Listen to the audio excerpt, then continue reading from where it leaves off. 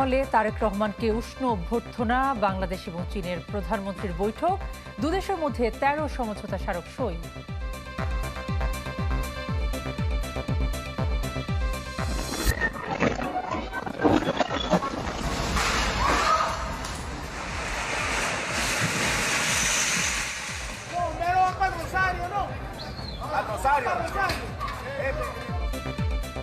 ভেনেজুয়েলায় প্রলয়ঙ্করী ২ ভূমিকম্প, ধ্বংসস্তূপ থেকে ভেসে আসছে বাঁচার আকুতি, ১৬৪ জনের মরদেহ উদ্ধার। প্রায় ২ বছর বন্ধ থাকার পর বাংলাদেশিদের জন্য ভারতের ট্যুরিস্ট ভিসা চালু, ২৮ জুন থেকে আবেদন শুরু।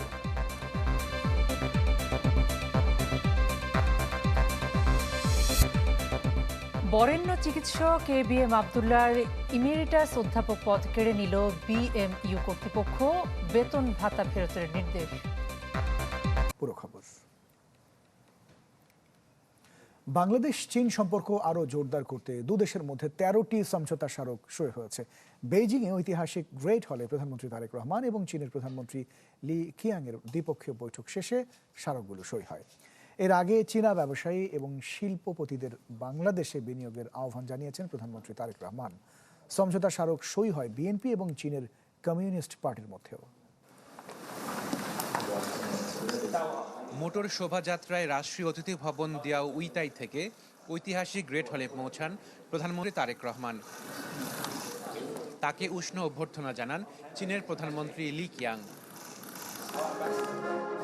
লাল গালিচায় সংবর্ধনার পর তারেক রহমান ও লি কিয়াংকে সশস্ত্র সালাম জানায় চীনের সশস্ত্র বাহিনীর সুসজ্জিত একটি চৌকশি দল। এরপর শুরু হয় ঢাকা বেইজিং দ্বিপক্ষীয় বৈঠক।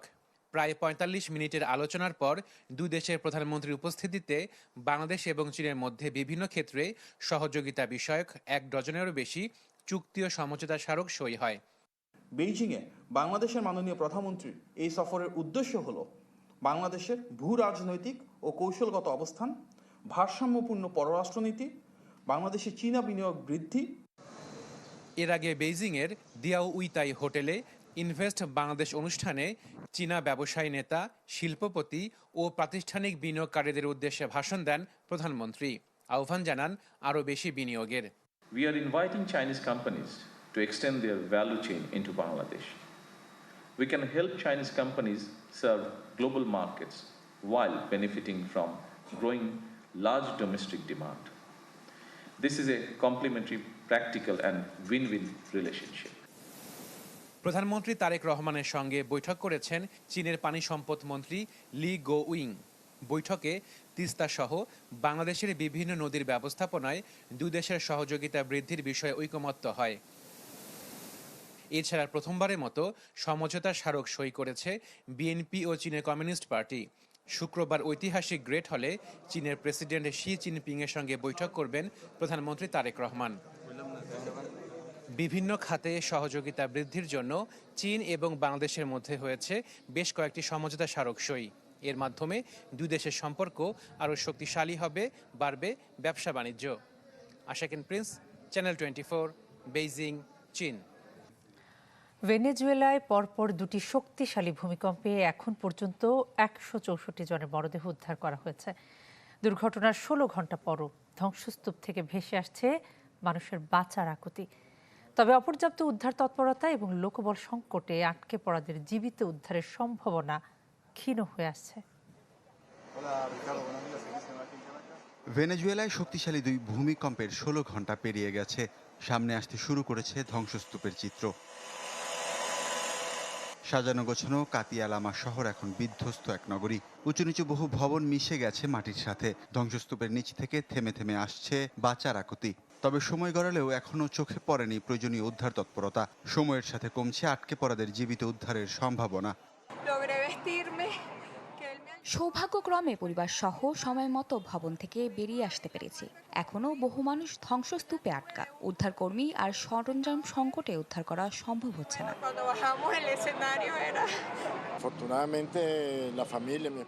লাগোয়া এবং অঙ্গরাজ্যের অবস্থা সবচেয়ে খারাপ। বহু মানুষ বাঁচার আকুতি জানাচ্ছে। উদ্ধার কাজে কঠোর পরিশ্রম করে যাচ্ছি আমরা। Afortunadamente también los vecinos pudieron. দেশটির জনগণের প্রতি সমবেদনা প্রকাশ করে জরুরি সহায়তার বার্তা দিয়েছেন মার্কিন প্রেসিডেন্ট ডোনাল্ড ট্রাম্প সহ বিশ্বের বিভিন্ন দেশের নেতারা। দুর্যোগে ভেনেজুয়েলার জন্য সব ধরনের সাহায্য সহযোগিতা নিয়ে এগিয়ে আসার ঘোষণা দিয়েছে ব্রাজিল, আর্জেন্টিনা, মেক্সিকো এবং চীন সহ অনেক দেশ। বুধবার স্থানীয় সময় সন্ধ্যায় দেশটিতে আঘাত হানে শক্তিশালী 2 ভূমিকম্প, যে কম্পন ভেনেজুয়েলার সীমানা ছাড়িয়ে ব্রাজিলের অ্যামাজন পর্যন্ত পৌঁছায়। প্রথম ভূমিকম্পটি ছিল 7.2 মাত্রার। 40 সেকেন্ডের ব্যবধানে 7.5 মাত্রার আরও একটি কম্পনে লণ্ডভণ্ড হয়ে যায় কারাকাস সহ আশপাশের বেশ কয়েকটি অঞ্চল। ওয়ালিউল্লাহ ফারুক, চ্যানেল 24। প্রায় 2 বছর স্থগিত থাকার পর আবারও বাংলাদেশিদের জন্য ট্যুরিস্ট ভিসা চালুর ঘোষণা দিল ভারত। দেশটির নতুন হাই কমিশনার দীনেশ ত্রিবেদী জানিয়েছেন, আবেদন শুরু হবে 28 জুন থেকে। প্রাথমিকভাবে ঢাকা এবং 4টি বিভাগীয় শহরে শুরু হবে কার্যক্রম। পর্যায়ক্রমে চালু হবে সব সেন্টার। বহাল থাকবে মেডিকেল ভিসা। বাংলাদেশে এসেছেন সপ্তাহ 2 আগে। বৃহস্পতিবার রাষ্ট্রপতি মোহাম্মদ শাহাবুদ্দিনের কাছে পেশ করলেন পরিচয়পত্র। ভারতের নবনিযুক্ত হাইকমিশনার দীনেশ ত্রিবেদী বঙ্গভবনে গেলে তাকে দেওয়া হয় গার্ড অব অনার। রাষ্ট্রপতির সাথে সাক্ষাতে ভারতের রাষ্ট্রপতির ও নেতৃত্বের শুভেচ্ছা পৌঁছে দেন নতুন হাই কমিশনার। অঙ্গীকার পুনর্ব্যক্ত করেন বাংলাদেশের সঙ্গে দ্বিপাক্ষিক সহযোগিতা আরও জোরদারের। পরে রাজধানীর যমুনা ফিউচার পার্কে ইন্ডিয়ান ভিসা সেন্টার পরিদর্শন করেন হাই কমিশনার ত্রিবেদী।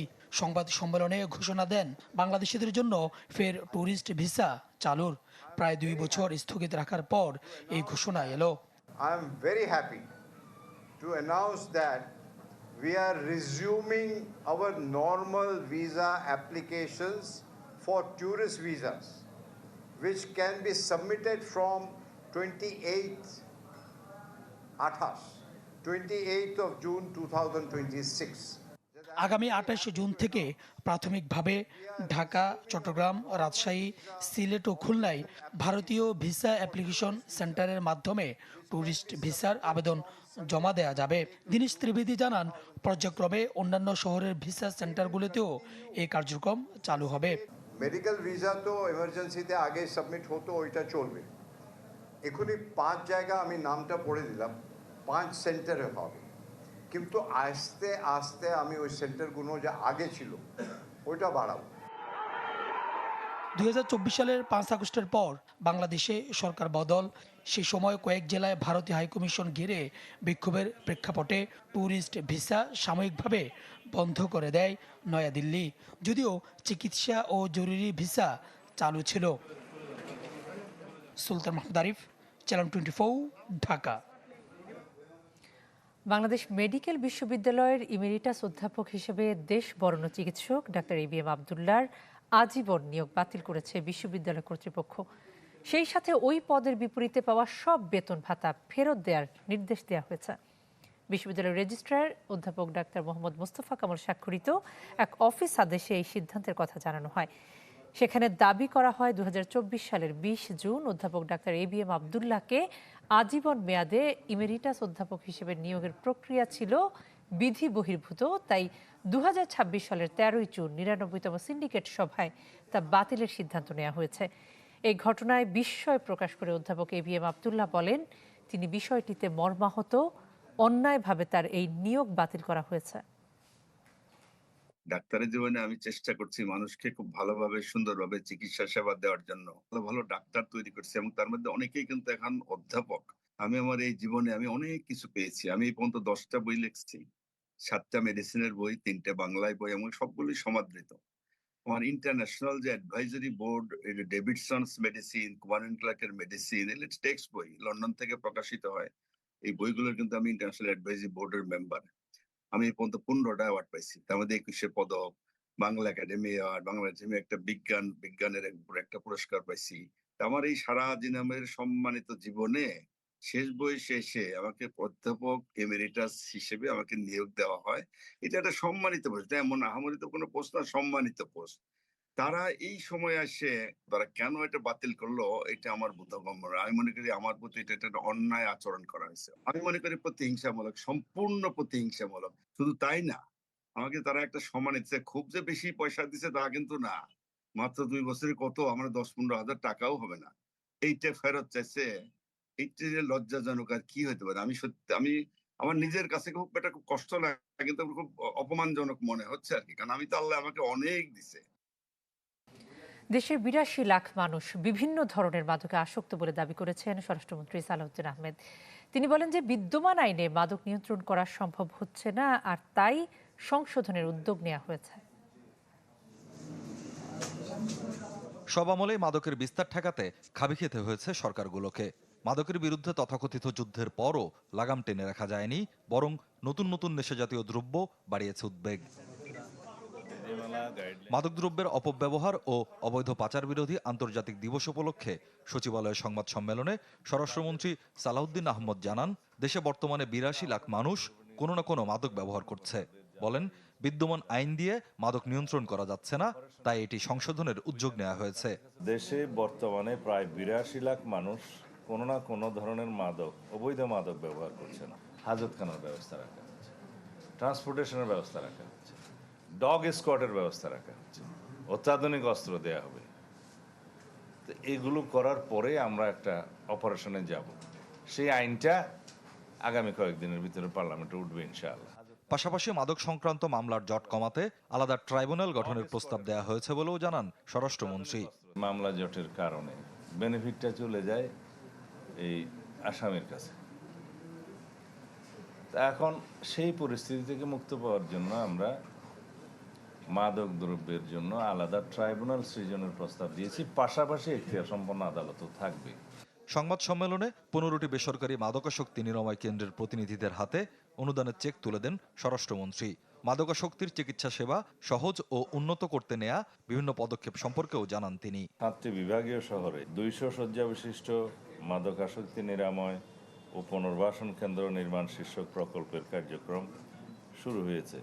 স্বপ্নিল শাহরিয়ার শিশির, চ্যানেল 24, ঢাকা।